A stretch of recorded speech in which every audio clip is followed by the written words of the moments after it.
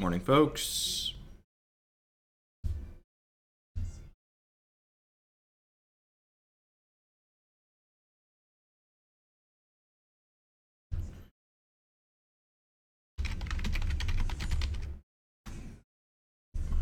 That seems pretty good, right? We've got a Waxshot into Waxshot here. 3Ds. What's going on, Looney Bob? I'm glad you're enjoying Hex. Trying out a slightly bigger build of Diamond Wild Momentum today. What's going on, Serp?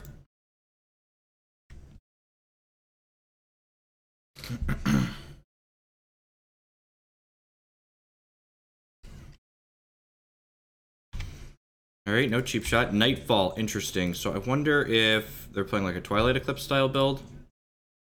This card's actually going to be really good, right? So like Verdant Mixologist gives us a temporary resource one time. So we're going to be able to play her on the 3rd turn. And then that'll allow us to play turn 4 Dreamweaver Ancient.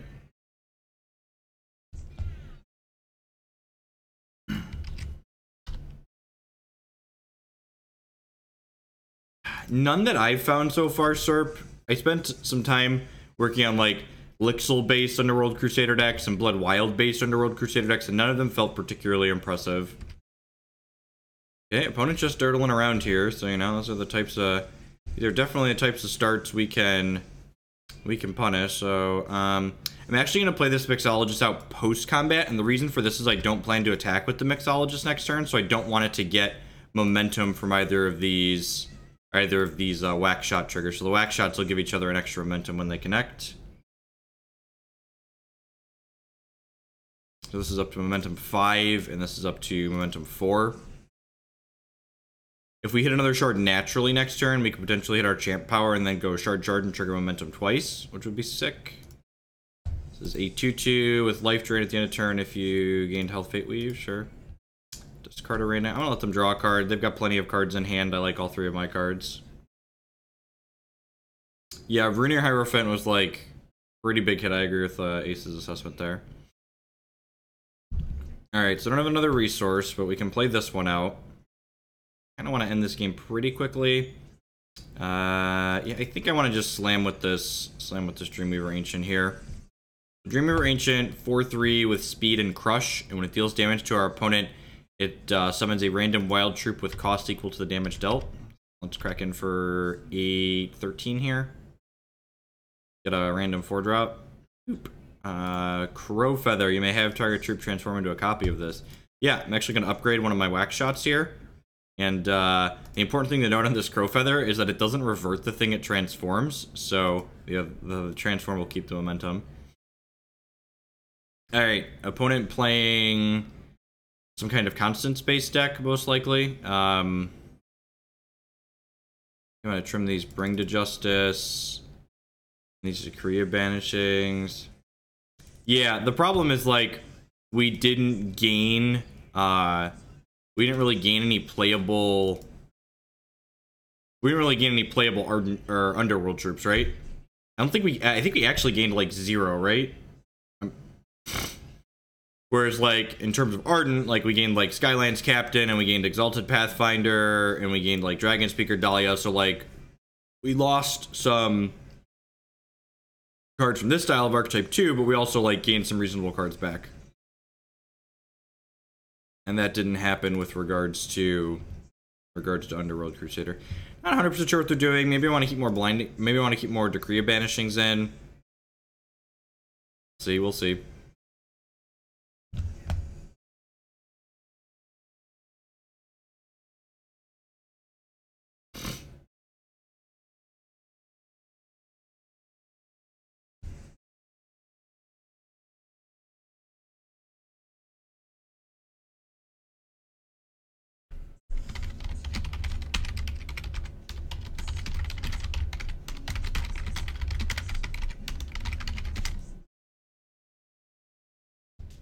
Yeah, this hand's great, right? Goes 2, 3, 4, 5.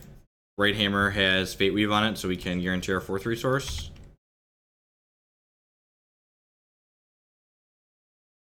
Going on, Tom? Yeah, just firing up. morning.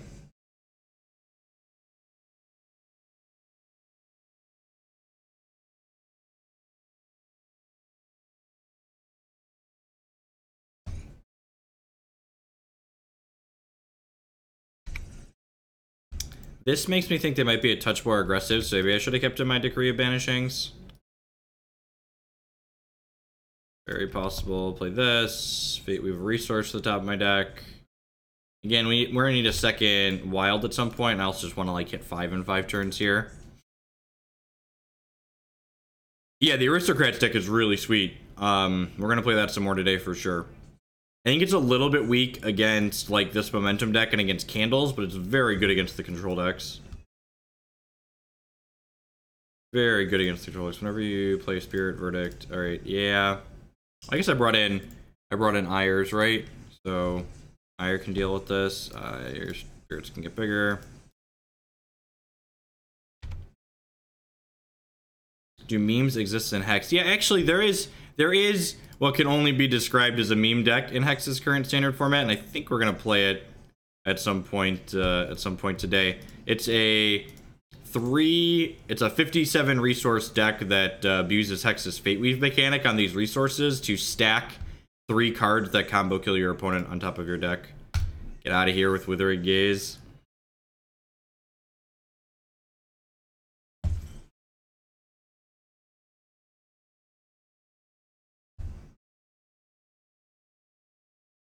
This thing gets bigger when they verdict. Sweet. No verdict, no spirit for the turn is huge for us. No blocks. Oh. JK. LOL. Yeah, I think I want to keep all my cards. You can have an extra one. This is gonna be tough to race. I guess it's not gonna be too tough to race. We're gonna get to like double momentum this turn. So another resource is great. So I'm gonna play a resource here. And then I'm gonna go ahead and champ power my Skylance Captain here so I can play an extra resource. This gains an extra momentum. I'll play this Exalted Pathfinder out. And then Exalted Pathfinder is gonna let us draw a card, we play our extra resource. This is gonna get +3/+3, and this is gonna get +3/+3, so we're gonna attack for 12 on the ground this turn.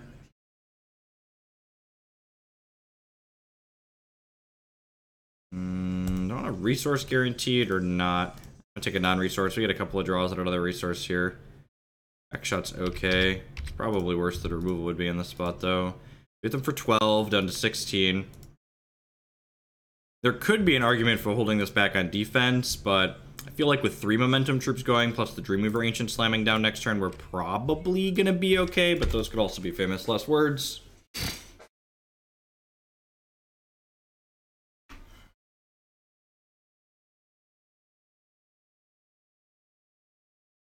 We lost to an iteration of this on the ladder last week.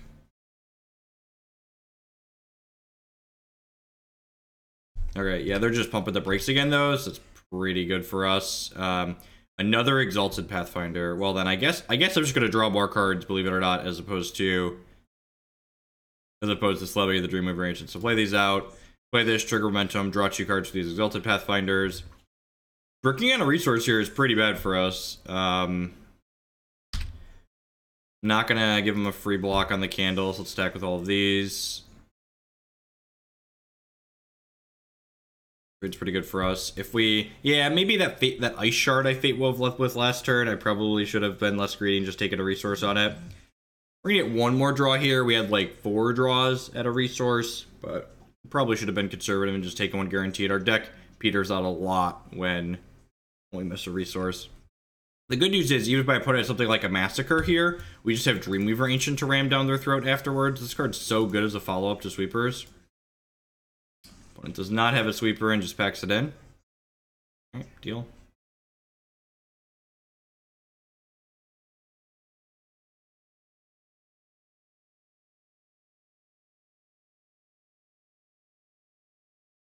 It wasn't lethal if they blocked the candle and had like a cruel sentence to trigger Verdict, because then their card would gain health drain. Life drain. Whatever the mechanic is called.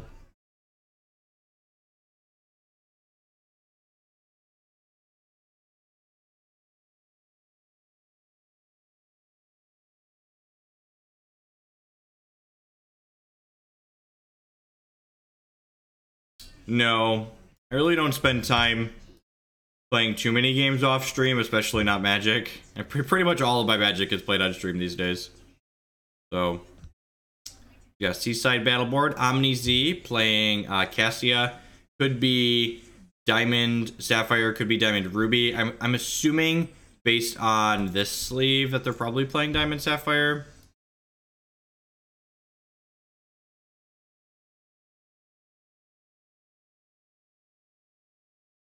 This is tough. Like, this hand's like fine against Diamond Ruby, but it's really pretty bad against Diamond Sapphire.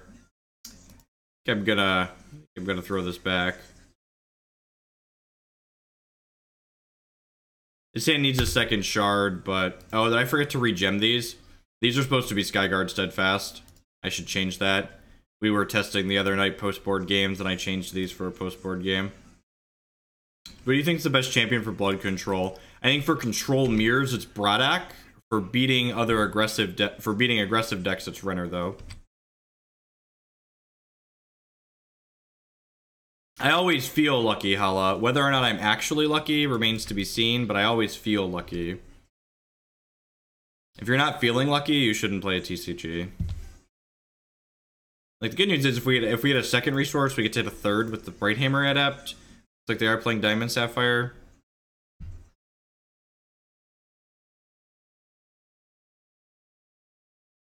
Yep.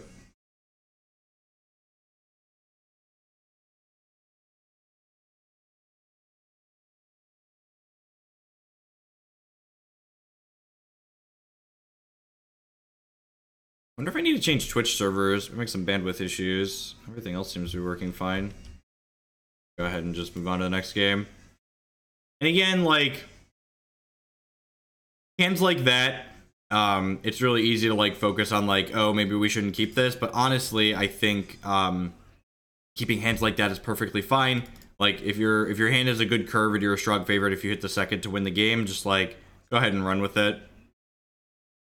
I'm definitely boarding in Brosi-Buk. Do I want these other cards? Extra Dreamweaver Ancient is probably fine. These Decree of Banishings are like super mediocre in this matchup. Bring in this extra Dreamweaver, maybe these Hyperborean Huntmasters. Yeah, that seems fine. Oh, nope, wait, my Crusaders need to be Skyguard Steadfast. And we're gonna change that by default after this game and make a note. So again, if you're newer to Hex, Crusader's a customizable card, so based on what threshold you have access to, you can change what power-ups he has. So, putting Skyguard Steadfast in here.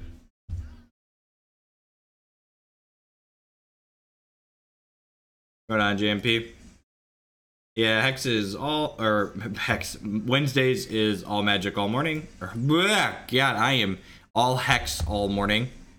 Magic's on Tuesday, Thursday.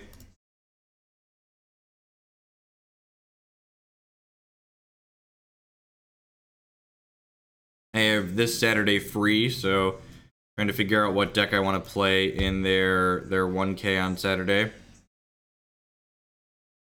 I think it's probably this deck or the Blood Ruby deck. None of the control decks have felt particularly... I really just don't want to play a bunch of control mirrors. The control decks are really popular right now. I don't know that I want to slam into a bunch of mirrors. This hand's great. Go Waxshot. Doesn't have a 2-drop, but like, we only have 8 2-drops in this build.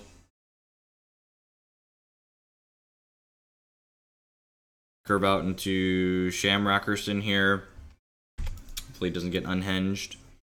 And then hopefully the Sham Father will propel us into enough resources to play Brosi-Buk on 4 or 5. We're really lucky. We'll hit a 2-drop here.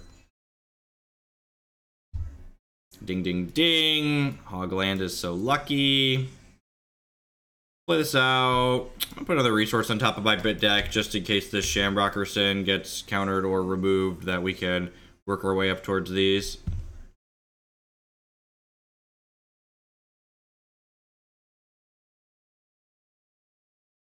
I don't think you could say Hex is objectively the better game. Like, that's definitely a super super subjective metric. I personally enjoy Hex more than Magic's current formats, but again, I think that's a very, very subjective metric as opposed to an objective metric.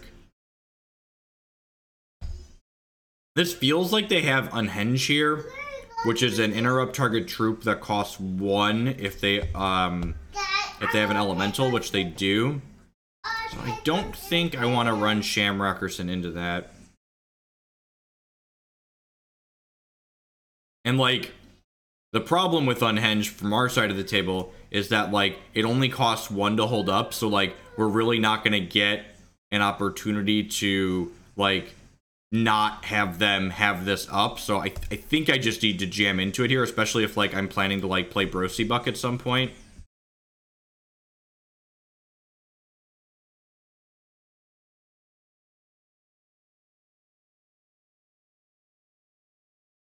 God, Modern is so bad right now. I miss Splinter Twin Modern. Like, can we go back to like Dig Through Time and Birthing Pod and Splinter Twin? That Modern format was great. Another resource here is actually really good for us. I guess I'm gonna attack with these and see if they chump block. They might chump block here, where they're taking quite a bit of damage at this point. Yeah, Vintage is sweet, but it does, I agree, it has a lot of swings in it. So, because my opponent doesn't have, so this seems like an awkward swing, right? So, I'm activating my champion power post-combat, but I wanted to get their candle off the table before I jammed this Brosi-Buk in. So if this resolves, we'll both discard our hands and get 5 random cards. Confounding Ire. Wow, that's a tilt. Wow, that's a tilt. So that interrupts target blood or wild card for 2 cost. I guess I should have Brosi-Bucked on their turn, but like I didn't want them to get to untap and have the 3rd resource up for an Unhenge. But like if they have Unhenge, maybe they're not jumping with their thing, so I should just like pass with the Brosi. And now, if I don't hit a resource, our momentum cards are, yeah, ugh. Alright, so pretty punished here for my sequencing. Like, if I would have just passed with Brosi up, we'd have been able to not care about this card. Yeah, now we're just dead, right? Alright, that was a good time. Playing against that makes me want to just play the Blood Ruby deck all day. The Diamond Sapphire matchups are hard for this deck, and the Blood Ruby deck just bodies them. They were something, Omni. The first game was a bad mulligan.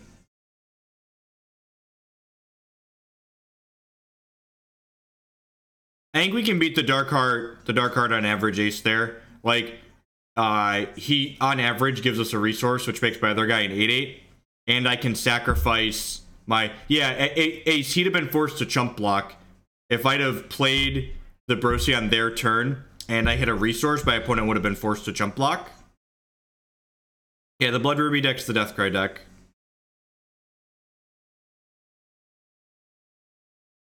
Dark Heart's very good against the deck that I'm playing, so it seems fine.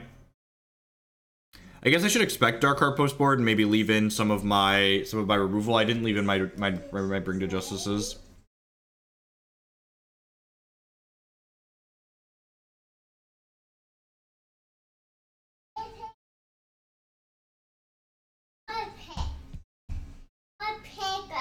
Yeah, we get like 5 looks plus a draw step base. And then like we'd have sacrificed the Brosi to the Dark Heart trigger, and then they'd have been under the Abyss. I honestly don't know what that card does. PLA, Plague and Famine. No, I don't think so. Plague and Famine. I don't think I want double blood cards on 3. Yeah. Yeah, like this board, the game, like that's a card that's like good in your matchups that are already good, basically.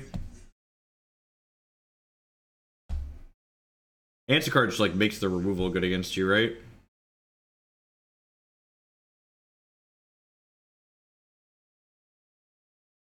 Maybe that card could be okay in the board if we're looking for some control slots.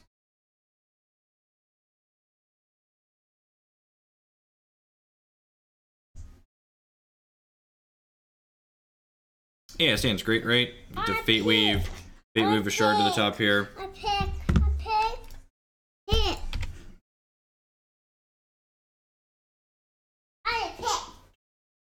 Declan likes picking TV shows more than he likes watching TV shows.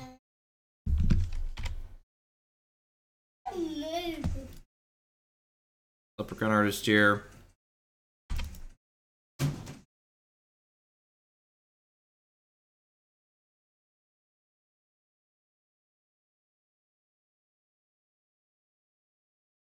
See what my opponent has on 2. If they have like a 2-2, we're probably going to Decree of Banishing. Yeah, I think I'm just going to Decree this so we could just like get momentum going here. I'm going to play this, put a non-resource on top of my deck, since I'm going to be generating lucky coins now. So, avoid this. They're probably playing mono wild, so getting rid of that's pretty good for us. We're playing 24 resources, Ace. Yeah, we're going to play the Blood Ruby deck support today for sure.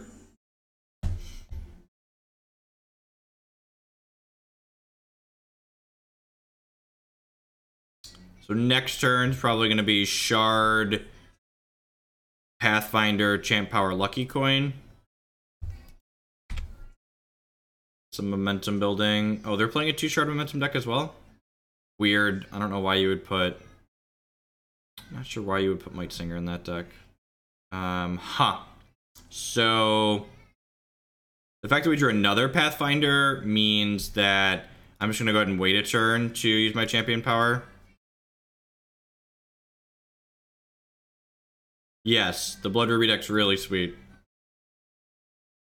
So waiting a turn on this one also means that I'll get to trigger momentum twice on this next turn when I attack. So I'll attack with a 7 and 8/8 and a 6/6 next turn, which is nice to drawing 4 cards.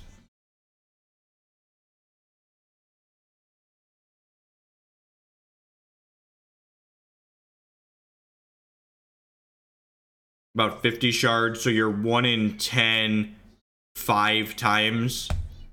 So that's kind of unfortunate. That's fine. I have this other Pathfinder.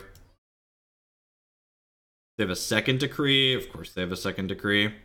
This is kind of sucks for us.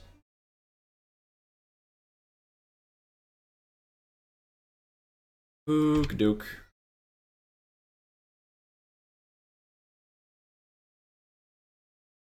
Hey, look, another Pathfinder. Alright, we're just gonna get drawing cards with this right away, get our momentum building. This also lets me go, like, shard, and play this, this Brighthammer Adept this turn. I'm gonna go non-resource. I'm gonna play this one instead of Fate Weaving again, just to, like, get a better feel for, like, what I want to Fate Weave.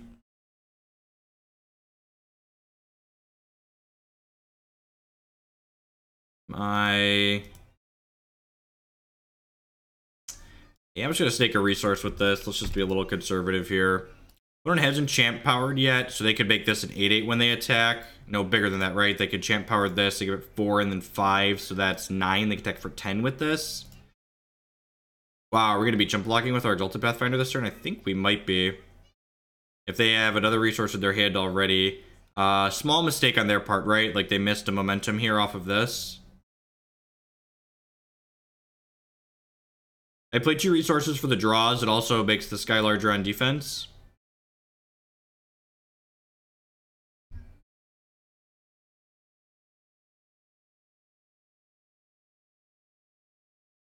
Do I want to just take this trade here?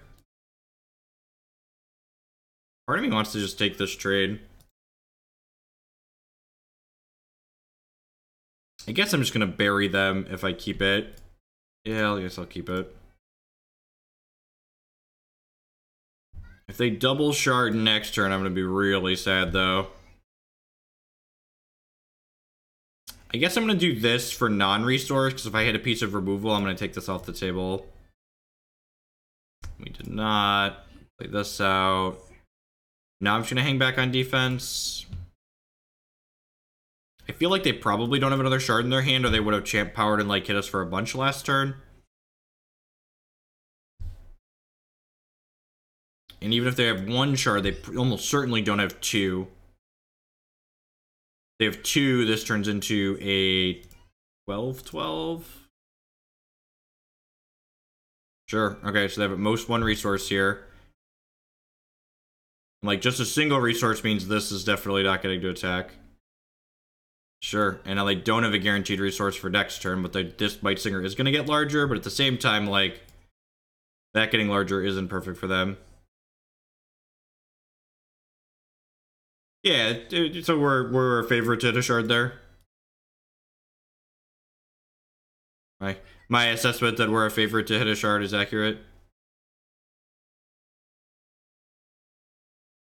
Alright, so I'm going to play this out so I have extra resources in case I need them. Brighthammer Adept. Huh. This Moonrise Elder gets to make a bunch of Valors for us. And it also blocks this nicely in the sky. I think I'm just going to do that. I think I'd rather just play all 4 of my Valors this turn as opposed to getting one more with this Brighthammer Adept. I'm going to have to discard that way. So this next turn, assuming they hit like 2 shards, how big would this be? This would be a, if they champ powered it, would get +3/+4, so it would be 8. You can't get this and do it 8, so I think I just have to assume that they're not going to be able to get that large.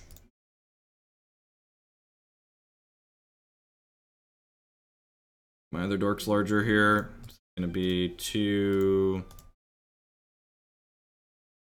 Spread these out a little bit.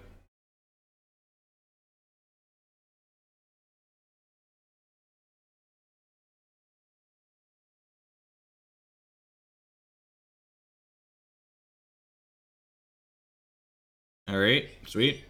Third lucky coin means that, yeah, see, and like now, my opponent's like puttered out of resources, so like now their board is just like super unimpressive. I'm just gonna get to slam into them here.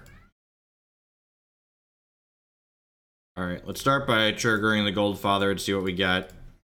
We actually kind of wanted to hit a resource. Ardent Crusader, sure. Oh, I forgot to regem my stupid things. I even wrote down regem your stupid things, and then I didn't regem my stupid things. Alright.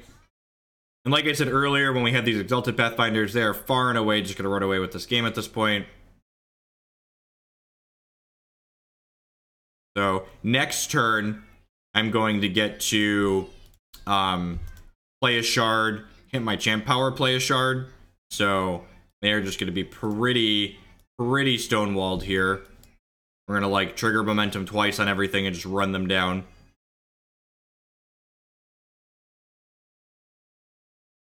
Doesn't really matter that they have a giant Might Singer, because, like, all of my things are going to be giant. I guess I could wait a turn, because, like, I'm guaranteed to have resources, basically, and they're not. So, like, maybe I just want to trigger momentum once and continue building my board, and then eventually my opponent's just, like, not going to have a resource for a turn, and I'm going to be able to punch through. Although I guess this is getting bigger every turn, though, which is, like, kind of puts the onus on me to, like, kill them.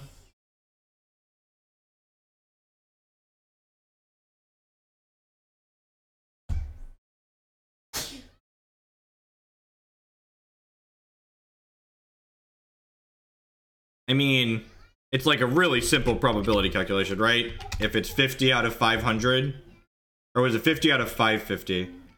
About 500 data resources and 50 shards. So it's 50 out of 550 is, so you're 91% to miss. So you do 0.91 raised to the 5.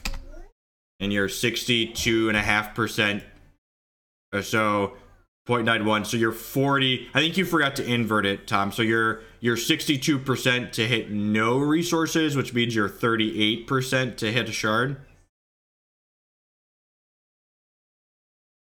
Oh, they're attacking to guarantee a resource for next turn. That's smart. Okay, so I wonder if I should have double blocked here. Wow, super punished. All right, remember when I just said I should have double blocked? Because they could have a combat trick and then they had a fucking combat trick? I'm so dumb. So if I would have double blocked there, we'd have cut down their guy. but they counted on me making a mistake, and then I made a mistake because I'm a fish. Alright,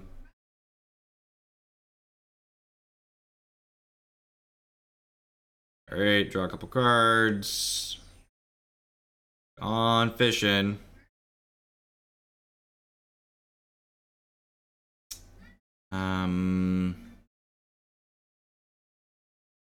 Play this. I'm gonna play this. Like a bunch of removal spells in my deck still, right?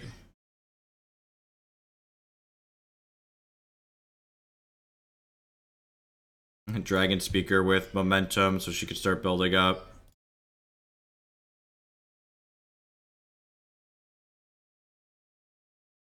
Play this out past the turn.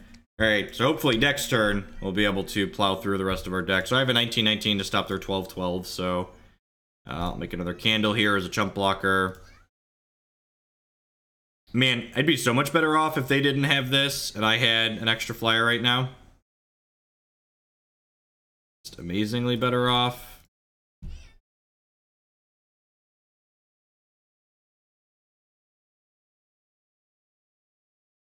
So this will trigger momentum across the board for them. The fact that I have Pathfinders and they don't is a huge leg up for us, though.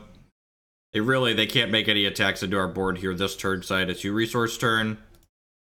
But we're not having a 2-resource turn next turn, which kind of sucks for us.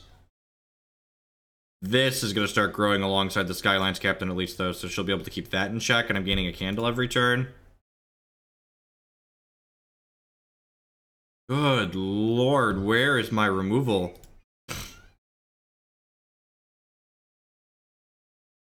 And, like, if my opponent's spending every turn just, like, putting resources on top of their deck, then they're not spending every turn, you know, advancing their board state, and, like, I'm getting resources and advancing my board state. The only advantage my opponent has currently is that this Mightsinger is kind of growing out of control for them.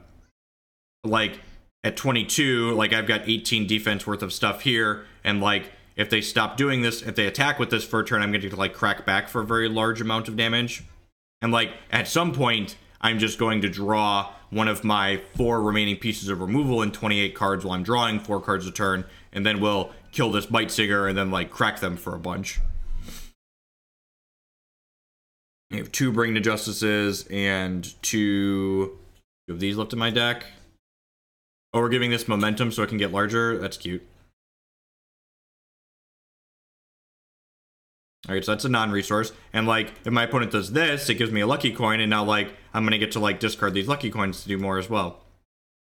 Are we attacking with our 23-23? Because I'll put enough in front of it to kill it. Alright, let's start by activating the Goldfather, see what we get. Discard my coins. What do we find? So he says, Verdant Mixologist, yep. Alright, draw 3 cards. Hey, look, a Decree of Banishing, that's weird. I didn't know I put those in my deck. This'll be the beginning of the end. Yeah, opponent just packs it in. They were gonna concede to a removal spell, they probably should have packed it in sooner. Alright, so Blinding Ire is great. Especially on the draw in a matchup like this, I like to be a little bit more defensive. I think this is a Winter's Grasp matchup, potentially. This is probably Bring the Justice out. It's a little bit clunky.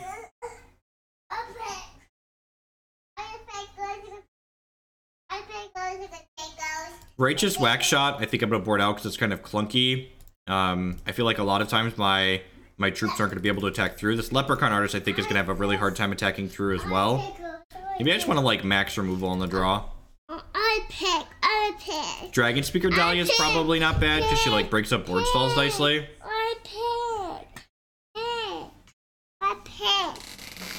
They just couldn't beat the Mixologist. I cut the Pureflame, Pureflame Protector. Oh, you know what? If I'm boarding in the Huntmaster, I can actually cut. That's up an Ardent troop. Morning tracks. Do I want this extra Dragonspeaker? I don't know if I want. Yeah, I probably want Skyguard Steadfast in this matchup. This is probably a Skyguard Steadfast matchup. Yeah, I'm gonna do this. Let's try this.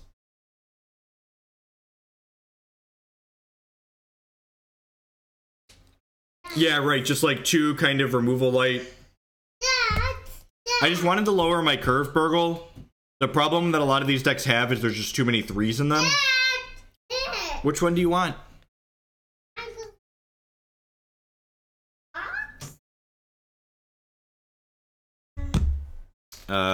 Yeah, that sounds fine, right? It's got Blinding Ire on top end.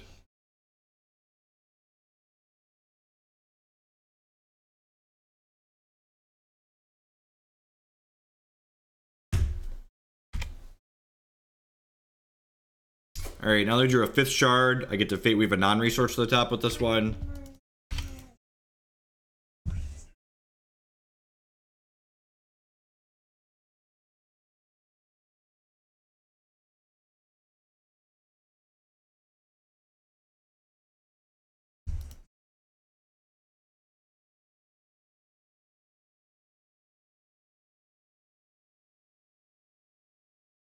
Drawing another 4 there is kind of awkward. Hopefully they give us something to tag with this Blinding Ire this turn.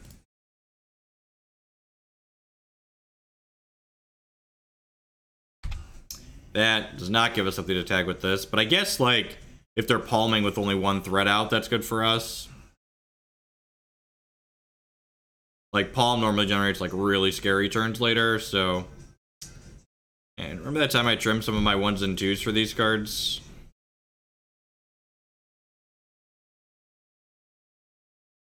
So, like, next turn, I could potentially go Pathfinder, Champ Power, Shard, Blinding Ire. Okay, another one of these, sure. They might just, like, kill us with this one Righteous Waxshot. Yep, this is gonna turn into a 12 if they hit their Champ Power. They could have gone bigger than that even, right?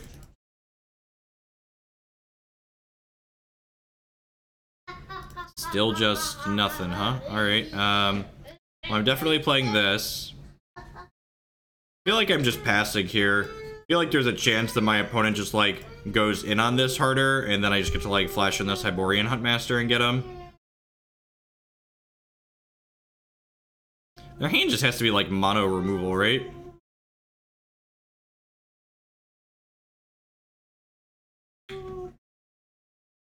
This Blinding Ire is looking really awkward. Are we just dead at this point? I feel like we're just dead at this point.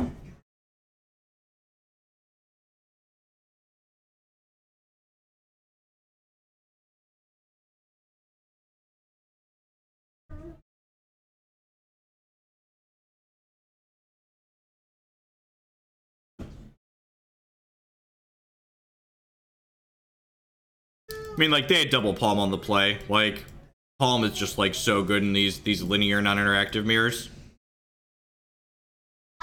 Nice. Nice Blinding Ire.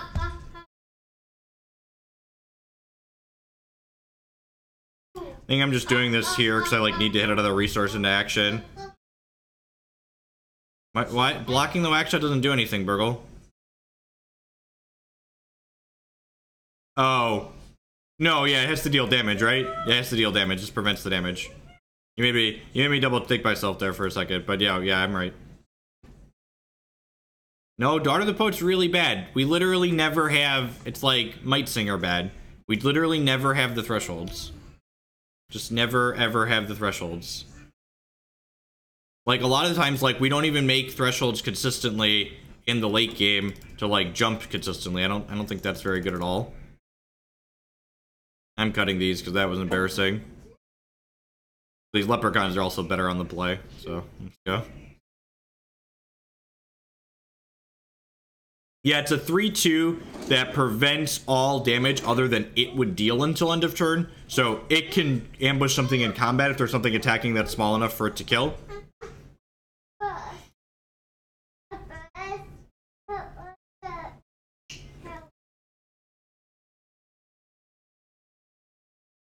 I'm gonna keep this. Pretty good chance we get a diamond.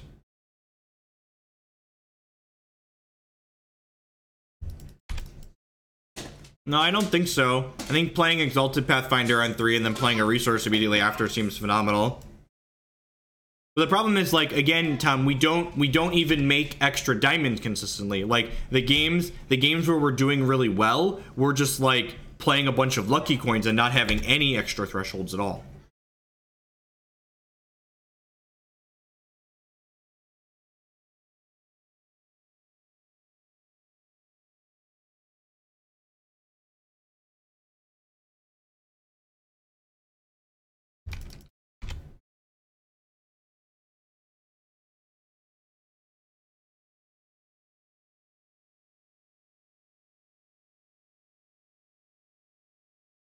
It's like kill their first couple plays, play a Pathfinder, draw some cards.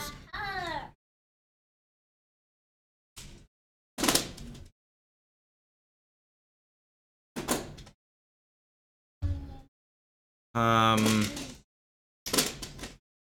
think I'm just gonna pass back to myself here. I don't think I want to play this Exalted Pathfinder out until next turn. So yeah, so I'm gonna play this Decree of Banishing and then hold the Winter's Grasp up again.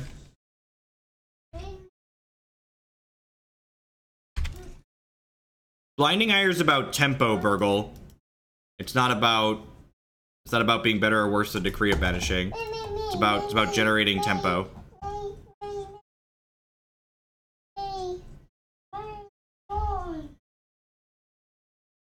Earn a Winter's Grasp this in response, just get it out of here. Enjoy triggering momentum on nothing. One resource is huge in terms of generating tempo.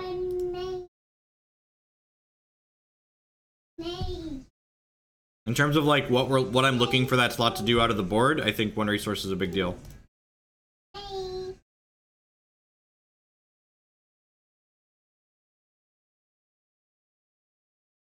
This is probably dying next turn. I still want to put a resource on top so I can start getting good with this.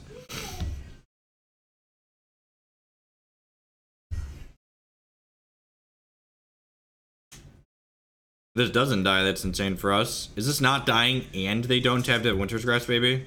Nope. Alright, sure. They didn't have a way to trigger momentum and this didn't die. God bless. And now, like, Shamrock puts my opponent in a terrible spot because, like, if they need to play stuff to catch up on board, but if they play stuff, they give me resources and then I bury them.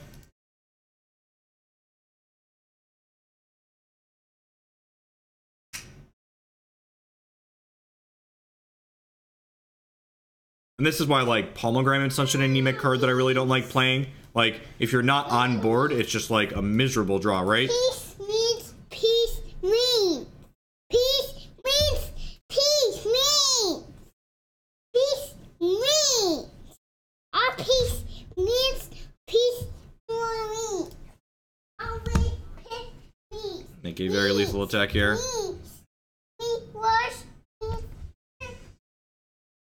Dude. Dad's gonna pick here in a second. You want wings?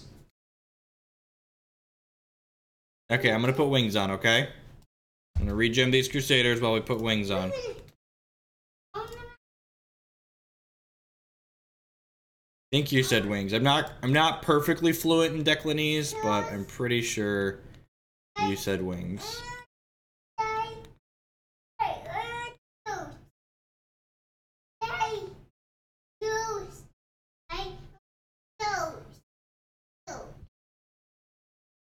If you sold those primal packs, you probably could have bought Shamrocks with them, with the money.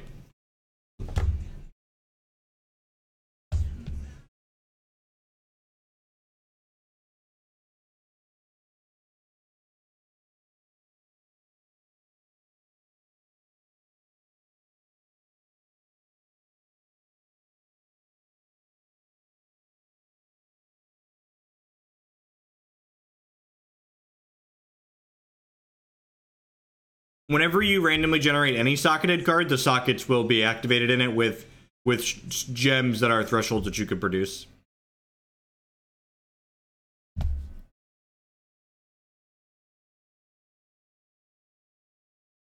That's fine. Opponent playing Braddock the Butcher. Ooh, wild Braddock the Butcher. Sure. Drawing a third resource is great. Really just want to curve out to 5 with this hand. Brighthammer Adept's going to go ahead and Fate Weave us up another one.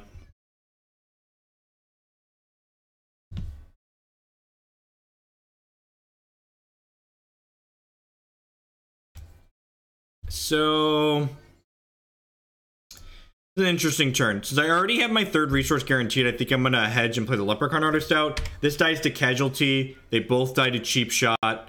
But this one has higher upside if it lives.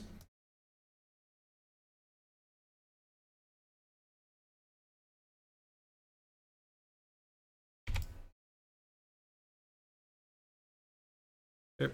I'm gonna think we have a non-resource with this one because there's a non-zero chance this gets to attack this turn. And even if this doesn't get to attack, this will be able to Fate Weave a resource next turn for us. And if this makes a lucky coin, yeah, this is just insane for us at this point. Going on, Crazy Ship? Welcome. Welcome back.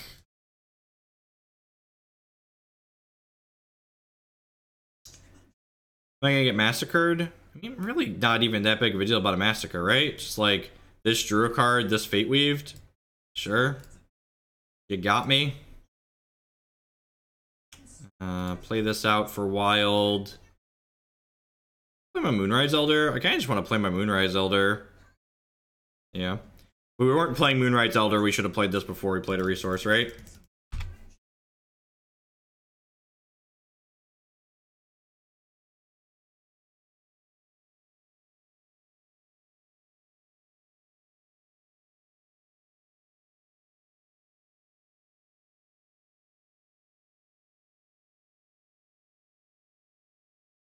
Alright, so I have a target for our Bring to Justice here.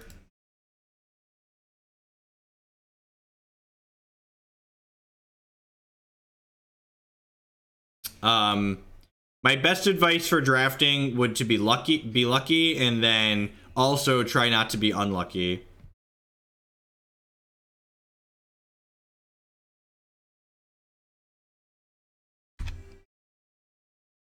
My general TCG advice.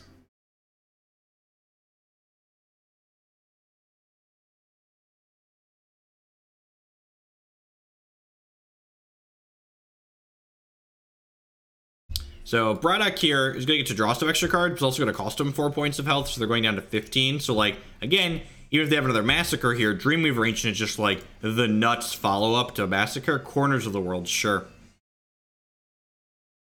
What's this thing going to do?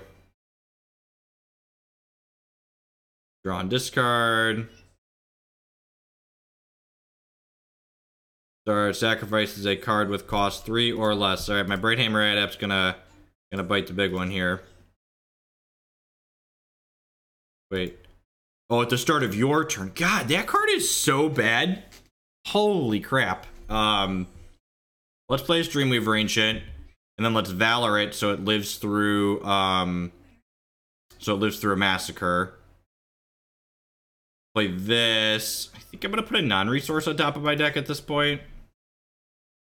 Because, like, this is gonna die, so I don't need momentum anyways. Is the opponent just... Did I miss lethal? This is 11. I could have done one more. They're not dead this turn, but they're getting mostly dead here, right? It's like, spent 5 mana on a card that didn't impact the board this turn. Take a random 5-drop. Death Cry, put a random card from your crypt into your hand. Deal. Deal. I like things that generate value when they die. Although these are not stellar to put back in my hand. So, like, Corners of the World, I was really excited about this card, but they put just enough random into it that I really don't think it's very constructed playable. I guess if they have Horrors of War here, we're in trouble, right? They need exactly Horrors of War. They Horrors for 3, we lose our board in our hand, and, like, don't have enough resources to play things off the top. I really dislike cards like this and Pocket Army and what's the other card that I'm searching for? Commander Prompt, where they're like these shardless cards that are like far too good in limited. Wildlife, sure. Have some random poopers.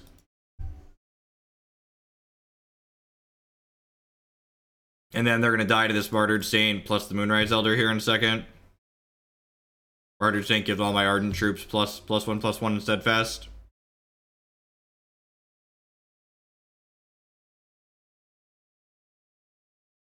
We're speculating, Ace. It's got to be a safe speculation, right?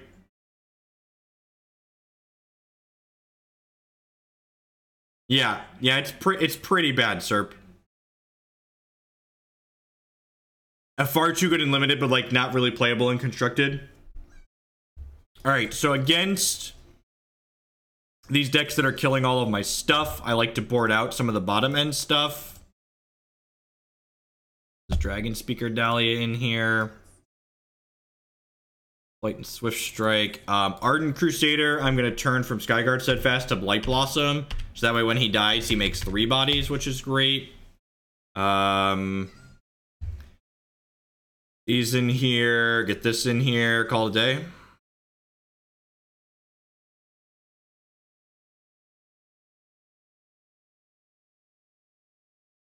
It didn't play Horrors in the Arcanum Vault. It's just a Blood Wild Greed deck. All right. I guess that shouldn't surprise me.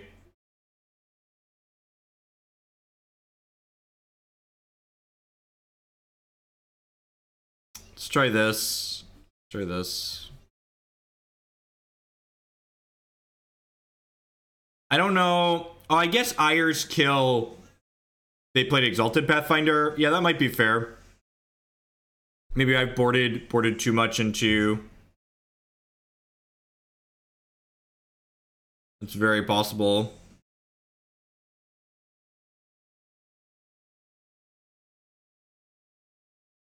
Yeah, I keep this hand. I'm on the draw. Need some diamond, but hopefully our life will be like a diamond. Bum bum ba-da-dum bum. There's more diamond than wild in our deck.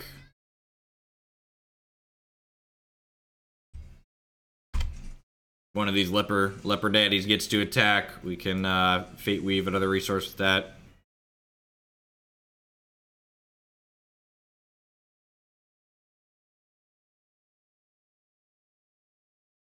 Ding. Hogland is so lucky.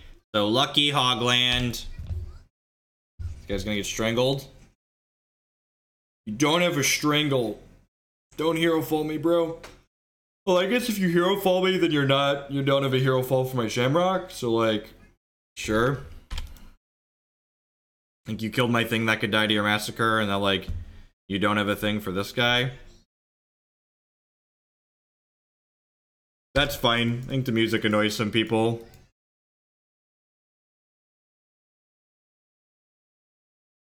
Just gonna leave it off.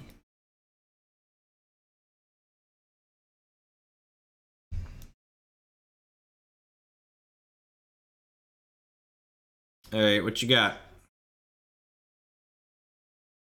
Yeah, deal. If we hit a regular shard next turn, I brought in Blight Knight because of my Dreamweaver Ancient. Lol. That's funny.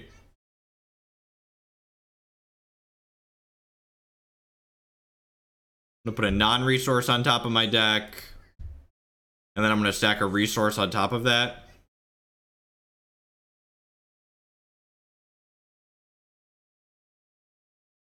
Well, I mean the in-game music, Serp.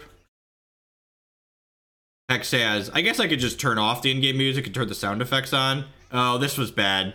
I didn't think my turn on all the way. If I'm playing this, then that means I guess I don't need double blood next turn. Yeah, screw it. Let's put a non-resource on top of my deck.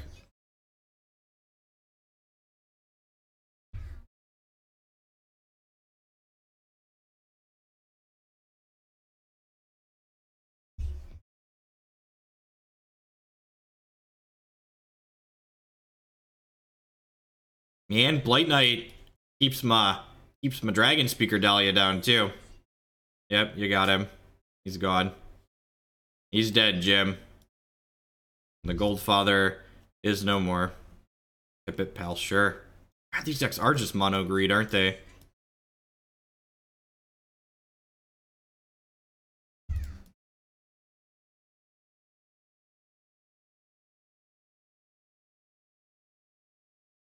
Maybe I should have taken a resource this turn so I could double momentum. I guess I could probably double momentum next turn. Might just slam this Dreamweaver Ancient in this turn, actually. Like, play a shard, Dreamweaver, bash.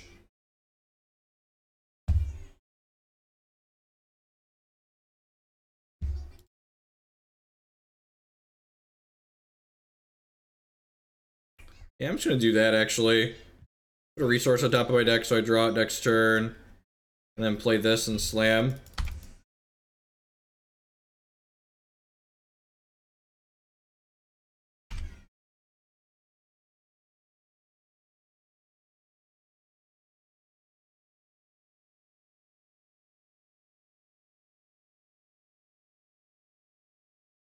I guess this gives them a good opening to Massacre.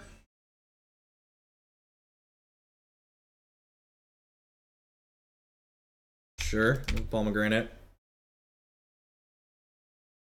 They are working up towards a wildlife for like 10 here, it looks like. If they don't have... They don't have a shard. They don't have a... Yeah, okay. Well, I'm going to put a non-resource on top of my deck here. And then I'm going to champ power this. And then I'm going to lucky coin a shard to the top of my deck.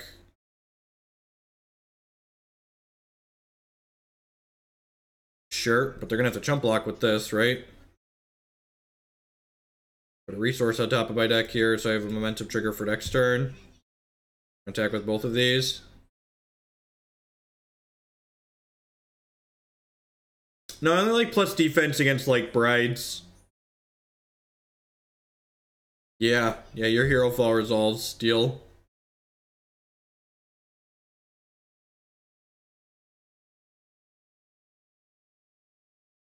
Play Dragonspeaker Daliah, generate some value. This insulates our board against Massacre a little bit, too.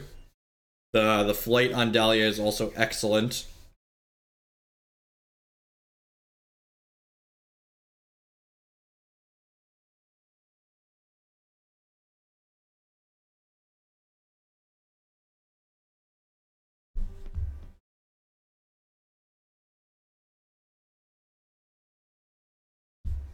That's all we're doing. Alright, deal. Pretty good. Like there's just a diamond on top of our deck, and we just bring this filthy elephant to justice. By that I mean he's dead on board, right?